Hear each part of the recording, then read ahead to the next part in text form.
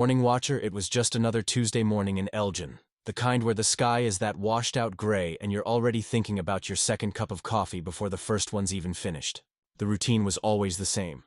Wrestle my 6-year-old Lily and 8-year-old Tom into their coats, herd them into the minivan, and join the sluggish procession of parents heading towards Lincoln Elementary. The first time I saw the car, I barely registered it. An older model sedan, maybe a dark blue or charcoal gray, parked across the street from the school, a good 50 yards from the designated drop-off zone. Someone waiting, I figured.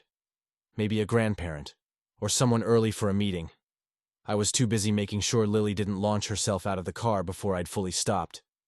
The next day, it was there again. Same spot. This time, I noticed the driver, a man, alone. He was just sitting there, hands on the wheel, looking towards the school entrance. I remember thinking it was a bit odd to park so far away if you were actually involved with the school. But then Tom dropped his lunchbox, and the thought vanished. It was the third day that the unease started to properly settle in my stomach, cold and heavy like undigested food. The car was there, and the man was looking right at my minivan as I pulled up. Not in a general, scanning the area kind of way, but a direct, focused gaze. He was middle-aged, I guessed, with a face that seemed permanently shadowed by the brim of a nondescript baseball cap. As Lily unbuckled, he gave a slow, deliberate nod. Not to me. Not quite. More like an acknowledgement of us. I hurried the kids out, a new urgency in my movements. "Come on, munchkins, chop chop!" "Why are you rushing, Mom?" Tom asked, his brow furrowed. "Just don't want you to be late," I lied, my eyes flicking back to the man. He was still watching. That week, he was a fixture. Each morning, the same car, the same man, the same unnerving watchfulness. I started trying to get a better look at him, memorize his features, the make of his car. But the distance, the cap, the way he always seemed to be partially in shadow, made it difficult. I told my husband, Mark, about it. "Probably just some guy who lives around there and likes to people watch," he said reasonably. "Or maybe he's waiting for someone from the high school nearby." I wanted to believe him. I really did, but Lincoln Elementary was a good half-mile from the high school, and his focus seemed so specific to our little morning chaos. The following Monday, the pattern shifted, and my blood ran cold. He wasn't in his car. As I navigated the drop-off line, my eyes scanned the usual spot. Empty. A wave of relief washed over me, so potent it almost made me laugh. Maybe Mark was right. Maybe it was nothing. Then I saw him. He was standing near the edge of the school playground, by the old oak tree, much closer than before. He wasn't wearing the baseball cap, and I could see his face more clearly.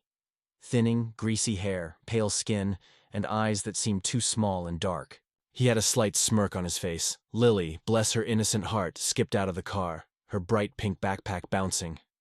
"Lily?" The man's voice cut through the morning air. It was raspy, like gravel. "That's a very pretty ribbon in your hair today. Matches your bag." Lily stopped, surprised, and looked at him. I froze. My hand, still on the door handle, tightened until my knuckles were white. How did he know her name? We'd never spoken to him. He'd never been close enough to overhear us, not clearly. The ribbon was new. She'd picked it out herself that morning. "Thank you," Lily said, her voice small. I was out of the car in a flash, grabbing her hand in Tom's. "Inside now," I hissed, my voice trembling. I didn't look at the man again, but I could feel his gaze burning into my back as I practically shoved my children through the school doors. I reported him to the principal, Mrs. Davies, my voice shaking as I recounted the incidents. She was sympathetic, concerned. She said she'd inform campus security and the local police for extra patrols. The man wasn't there the next day, or the day after. He never reappeared. But for months, every school drop-off was an exercise in controlled panic. I changed my route, varied my times, scanned every parked car, every shadowy figure. The question haunted me, a persistent, chilling whisper in the back of my mind. How did he know her name? Mark still thinks it was a lucky guess, a coincidence. I don't. I think he was watching us far more closely than I ever realized, and the thought of what he might have been intending still makes my skin crawl. That ordinary street corner, once just part of my daily grind, now holds a shadow I can't quite shake. Story 2. The gentle touch. I've never loved going to the dentist. Who does? But it was always just a necessary evil, like paying taxes or cleaning the gutters. Dr. Henderson, my old dentist, was a brisk, no-nonsense woman who got the job done. When she retired, her practice was bought by a Dr. Albright. His picture on the website showed a kindly-looking man, maybe late 50s, with a reassuring smile. The reviews were decent, so I booked my 6-month checkup. My name's Mark, by the way. Just an average guy. The waiting room was pleasant enough. Soothing music, recent magazines. The receptionist, a young woman named Jenna, was friendly. When she called my name, I followed her back. Dr. Albright was waiting in the doorway of the treatment room, hand extended. "Mark, good to meet you. I'm Dr. Albright, but please, call me Arthur." His handshake was firm, his smile wide. He had a very soft, almost gentle way of speaking. "Nice to meet you, Arthur," I said, trying to match his informality. The initial examination was standard. X-rays with a different assistant, then back in the chair for Dr. Albright. He started the cleaning himself. "So, Mark," he began, his voice a low murmur as he scraped at a molar. "What do you do for a living?" Standard small talk. I told him about my IT job. "Ah, a man of logic and systems," he mused. "I've always admired that. The human body, you know, it's the ultimate system. Complex, fascinating." He had a habit of letting his hand, the one not holding an instrument, rest on my shoulder or gently brush my cheek as he adjusted the light or reached for something. At first, I thought it was just his manner. Avuncular, perhaps. But it started to feel deliberate, a little too frequent, a little too lingering. "You have very strong teeth, Mark," he said, peering intently. "Well cared for. You must be a disciplined man." "I try," I mumbled, the suction tube making it hard to talk. His face was very close to mine. I could smell his faint, slightly sweet breath mixed with the antiseptic scent of the clinic. His eyes, magnified by his loupes, seemed to bore into me. "Discipline is so important," he continued, his voice dropping even lower, almost a whisper. "In all aspects of life. Don't you agree?" A prickle of unease ran down my spine. This wasn't normal dentist chat. I made a non-committal noise. He moved. On to polishing, the whirring tool a temporary relief from the intensity of his gaze. But his other hand found its way to my forehead, steadying my head, his fingers splayed a little too widely, his thumb stroking my temple almost imperceptibly. My heart rate picked up. Was I imagining this? Was he just being European or something? He had a very faint, unplaceable accent. "You know, Mark," he said, switching off the polisher and leaning back slightly, though his hand remained on my forehead. "I'm very good at reading people. It's a skill I've cultivated. And you have a very open face, a trusting face." He removed his hand, and I resisted the urge to wipe my forehead. The room suddenly felt very small, very quiet. The usual dental office sounds, the distant phone, the chatter from other rooms, seemed to fade away. "People must tell you things," he stated, not asked. "Confide in you." His eyes, now without the loupes, were fixed on mine. They were a pale, washed-out blue and seemed to hold a strange, knowing light. I guess so, sometimes," I managed, my throat dry. My internal monologue was screaming, "This is weird. This is really, really weird." He smiled then. A slow, stretching smile that didn't quite reach his eyes. "That's good. Trust is a precious commodity." He picked up a dental mirror, angling it. "Let's just have one final look. Open wide." As I did, he leaned in again, his face inches from mine. The mirror was in my mouth, but his gaze was unwavering on my eyes. "It's important to know who to trust, isn't it, Mark?" he murmured, his voice like silk. "And who might take advantage of that." Trust. His breath feathered my cheek. I could feel a tremor starting in my hands. This wasn't about my teeth anymore. I had no idea what it was about. But every instinct was telling me to get out. "All done?" I asked, my voice higher than usual. As soon as he removed the mirror. "For today, yes," he said. his gentle smile back in place. Jenna will schedule your next appointment. I practically vaulted out of the chair. Great, thanks, I said, already backing towards the door. I mumbled something about being late for a meeting. At the front desk, Jenna was smiling. So, 6 months? I'll call you, I said, fumbling for my wallet. I didn't call. I found a new dentist the next day, a busy, impersonal practice on the other side of town. I never figured out what Dr. Albright, Arthur, was getting at. Was he subtly threatening me? Grooming me for something? Or was he just an incredibly odd man with terrible professional boundaries? I don't know. But the memory of his soft voice, his too-close presence, and that phrase, a trusting face, still sends a shiver down my spine. It made me wonder what kind of systems he was truly interested in. Story 3. The Know-It-All at the Crimson Lounge. The Crimson Lounge was my usual Friday night spot if I wasn't doing much else. Dim lighting, decent music that wasn't too loud, and bartenders who knew how to make a proper old-fashioned. My name's Chloe, and that particular Friday I was early.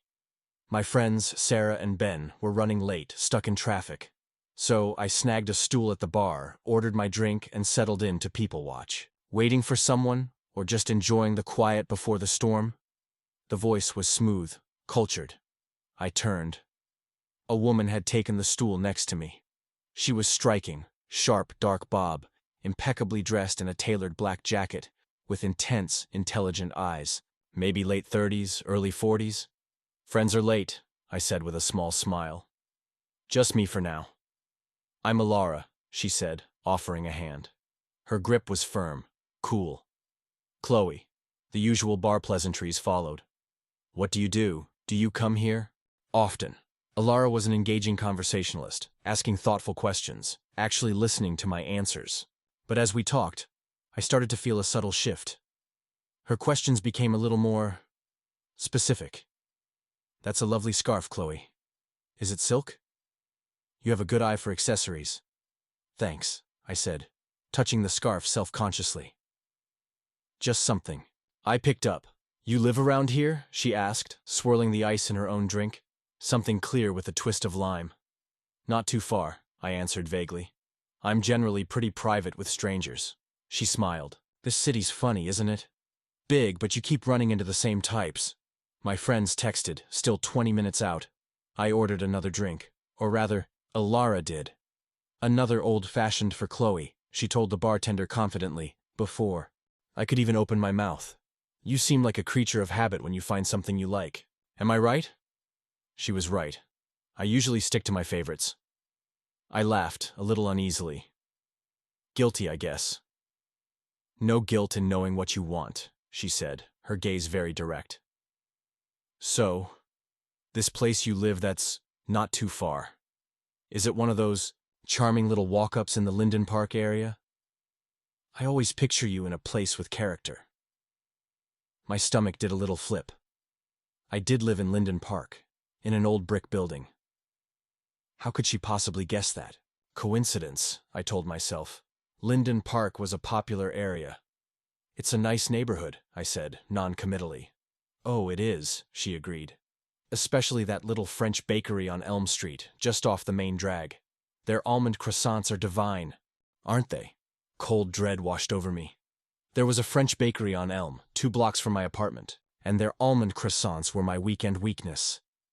This was beyond coincidence. My smile felt frozen on my face.